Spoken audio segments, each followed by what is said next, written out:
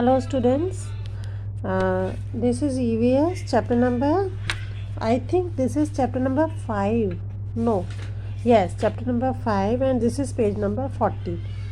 39 तक मैंने आपको एक्सप्लेन किया था. Now we will read this.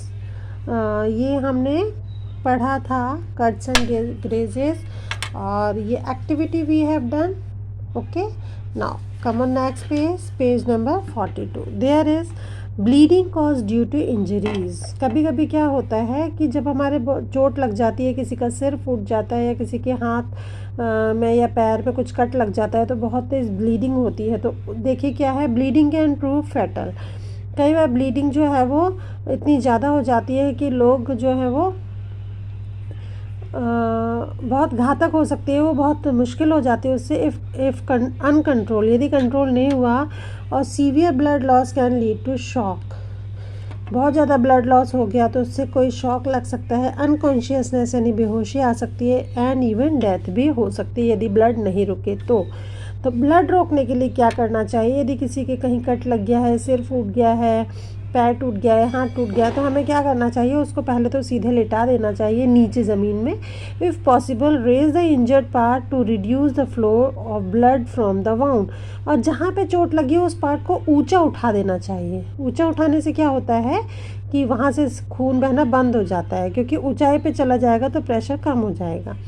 Clean the injured area. फिर जहाँ पे भी चोट लगी उसको क्लीन करिए यूजिंग अ गॉज मतलब जिसमें एंटीसेप्टिक कोई लोशन वो लिक्विड डला हो, और कॉटन पैड विद डिसइंफेक्ट, उसको कि इन्फेक्शन ना फैले इसलिए उसको क्लीन कर दें. अप्लाई अ गुड ऑइंटमेंट, एक अच्छा सा ऑइंटमेंट लगाएं. Tightly cover the wound with a clean dressing, एक साफ पट्टी से उसको अच्छे से बांध दें. Take the patient to the doctor as soon as possible, और पेशेंट को जल्दी से जल्दी डॉक्टर के पास ले जाना चाहिए. ठीक है, अभी आ गया समझ में. अब है ब्रूइजेज क्या होते हैं. आपने देखा होगा कि जब कभी हमारे हाथ वगैरह कहीं टकरा जाता है या हमारा सर टकरा जाता है या पैर टकरा जाता है तो वहाँ पे जो हमारा बॉडी पार्ट होता है वहाँ पे चोट लग जाती है, और वो हिस्सा जो है वो जो पार्ट होता है वहाँ पे वो ब्लू कलर का या फिर ग्रे कलर का या रेड कलर का ऐसा हो जाता है ना. तो when you bang a part of your body against something, किसी चीज़ से आपको टक्कर लगती है, your skin might turn into different colours where as you bumped. जहाँ भी आप टकराए हैं, जहाँ पे चोट लगी है, दिस प्लॉट्स ऑफ पर्पल हो सकता है, green, blue, black is the bruise. अब इनको रोकने के लिए क्या करना चाहिए, put ice in a plastic bag. एक प्लास्टिक बैग में आइस क्यूब ले लो, place it on the bruised area for about 20 minutes, और उस जगह पे उस एरिया पे 20 मिनट तक, लगभग 20 मिनट तक वो हमको रब करना चाहिए जो हमने आइस बैग लिया है. The cold reduces the blood flow to the area and therefore limits bleeding into the skin and reduces the size of the bruise. तो वो जो हमारे लाल या नीला निशान या हरा सा निशान पड़ा होता है वो क्या हो जाता है, छोटा हो जाता है, और उससे थोड़ी देर के लिए ब्लड फ्लो जो है वो रिड्यूस हो जाता है, कम हो जाता है. तो ऐसा हमको करना चाहिए. अब देखिए ये एक एक्टिविटी है कि यहाँ पे फर्स्ट एड बॉक्स में हम क्या क्या चीज़ें रखते हैं उनके इसमें पज़ल में नेम दिए हुए हैं. तो कुछ मैंने आपके लिए फाइंड किए हैं, जैसे बैंडेज है, कॉटन है, गॉज है, एंटीसेप्टिक है, सीजर्स है, और आप लोग सर्च करिए तो हो सकता है एक दो नेम आपको और मिल जाएंगे. ओके, ना कम on next page. This is choking of food. कई बार आपने देखा है कि खाना खाते खाते एकदम से गले में से आवाज़ आनी बंद हो जाती है, खांसी आती है ज़ोर से, या फिर बच्चों को या बड़ों को भी प्रॉब्लम होने लगती है, तो वो कहलाता है चॉकिंग ऑफ फूड. तो जनरली आपने देखा है कि बड़े लोग हमको मना करते हैं कि जब भी आप खाना खाओ तो बातें नहीं करनी चाहिए. उससे क्या होता है कि खाना जो हमको फूड पाइप में जाना चाहिए वो हमारे रेस्पिरेटरी पाइप में, मतलब कि सांस लेने वाली जगह पे चला जाता है, और जिससे कि बड़ी प्रॉब्लम होती है सांस लेने में, है ना. Food inside our mouth is visible to others and to looks bad. Secondly it is because if we talk while eating eating the food slip into the windpipe में, सांस लेने वाली नली में चला जाता है। इसको रोकने के लिए देखो, इससे मतलब ऐसा कुछ हो जाए तो हमें क्या करना चाहिए। यदि छोटा बच्चा है, देखिए यदि छोटा बच्चा है तो उसको ऐसे हैंड पे लेके और उसके पीठ पे धीरे धीरे गले के पास धीरे धीरे उसको टैप ऐसे ऐसे ऐसे ऐसे करना चाहिए, तो उसके गले में कुछ फंसा हुआ है तो वो निकल सकता है ना।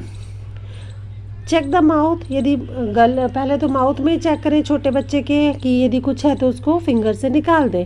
If that does not work, lay the baby along your forearm, और इस तरीके से उसकी थाइस पे और उसके पीठ पे धीरे धीरे थपथपाना चाहिए।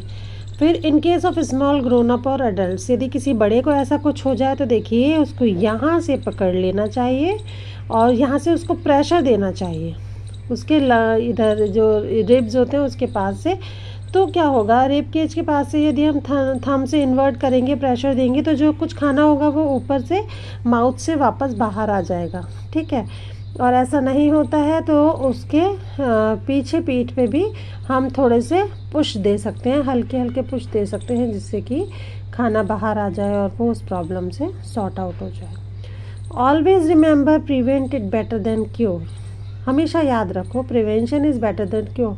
आपको ऐसे कोई प्रॉब्लम ही ना हो जिसका आपको इलाज करना पड़े, उसके लिए क्या करना है, do not talk while eating, कभी भी बातें मत करो खाना खाते समय।